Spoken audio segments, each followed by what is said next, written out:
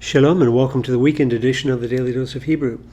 Today we're looking at Jeremiah chapter 8, verse 17, sort of finishing this little subsection. In the last couple verses, the Lord has been giving this message through Jeremiah to the people, picturing the invaders coming right up to the city. They've been coming down from the northern country. They're going right into the city of Jerusalem. Finally, God's judgment is about to pour out upon them. And this verse is going to conclude that section. And let's go ahead and read it in Hebrew as we get started here. Ki hineni meshaleach bachem nachashim tzifonim asher ein lehem lachash v'nishiku etchem neum Adonai. For behold me, says a regular word hine, usually with a hey at the end, but now with our pronoun suffix. Actually, the pronoun suffix is the whole ni right here. So hineni, so behold I, and then frequently when we see that, it's followed by a participle, and that's what we have here. Now, you may not recognize it as a participle because it is a masculine singular, but it is a PL participle. Very good sign. You have this mem prefix with a schwa underneath it, good sign of a PL. Then you have your dagesh here, your doubling, your pathak under the first consonant of the root. Good signs of a PL, a participle here. From our verb shalak, which means to send. And in the PL, it may have a little bit more of a stronger idea. It may be to send forth. With a particular purpose in this case, and you're going to see what that purpose is. For behold, I am sending, and notice that this isn't just a simple future, it's sort of like in the works right now. I am sending among you, so there's our preposition plus a 2MP suffix, among you, nachashim. Now you may remember that word, shows up a few times. Nachash is a snake or a serpent.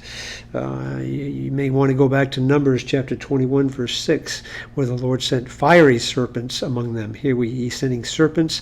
And then in apposition, we find this word, sifonim, and it's usually written, this is a plural, it's usually written sifoni at the end like this.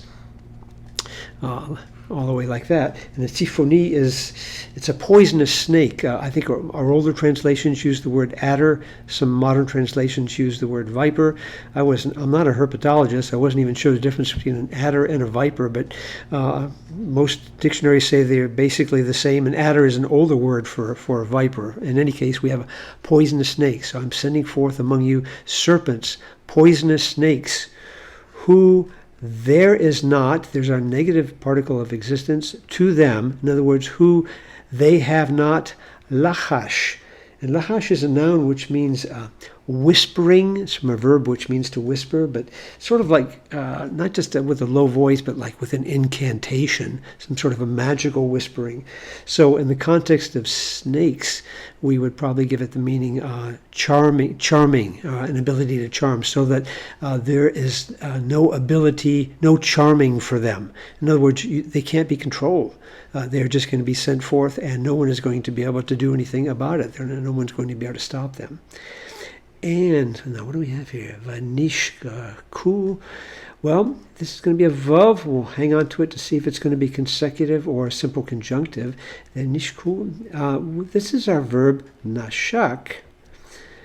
And this goes with snakes because this is a verb which means to bite. So what do we have here? This looks like a vav on a perfect. And that's what we have here with this us formative at the end. It's going to be a perfect third common plural. But this is going to be a PL. Now the n could surprise you a little bit. You might be thinking a nifal, but the nun that's here is the nun of the root. So you actually have the signs of a PL. You have the doubling of the second radical. You have a short I class vowel for the PL here from nashak, which means to bite. Now in the cow. Now in the PL, maybe there's an idea of to bite severely or to bite fatally. Some translations would say.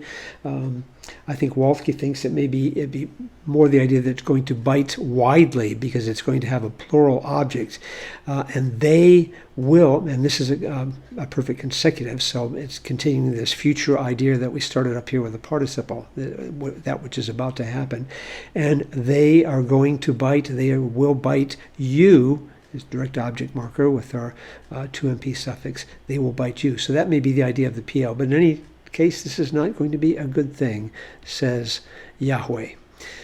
So this is sort of the conclusion of this subsection. The Lord is going to send these serpents against his people. Now, the serpents, one question is, are they literal serpents in this context?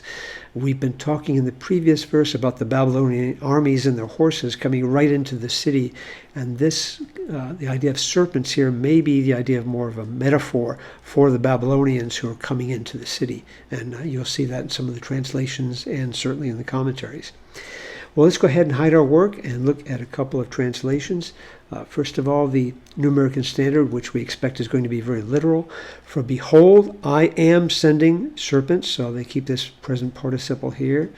It's about to happen, so you could translate it future, but I like the I am sending serpents against you. Adders, there's our old word, serpents here, and then adders over here, for which there is no charm. No whispering, no incantation. They can't stop them.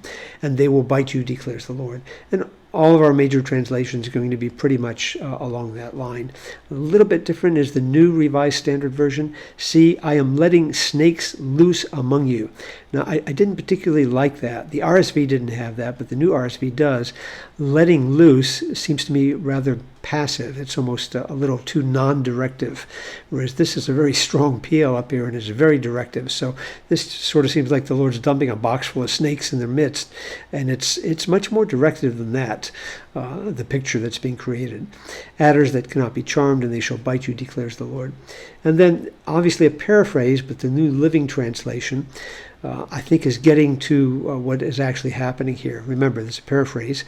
I will send these enemy troops among you like poisonous snakes. Now, you don't have these enemy troops as such, but they've interpreted these snakes in that way. Like poisonous snakes, you cannot charm.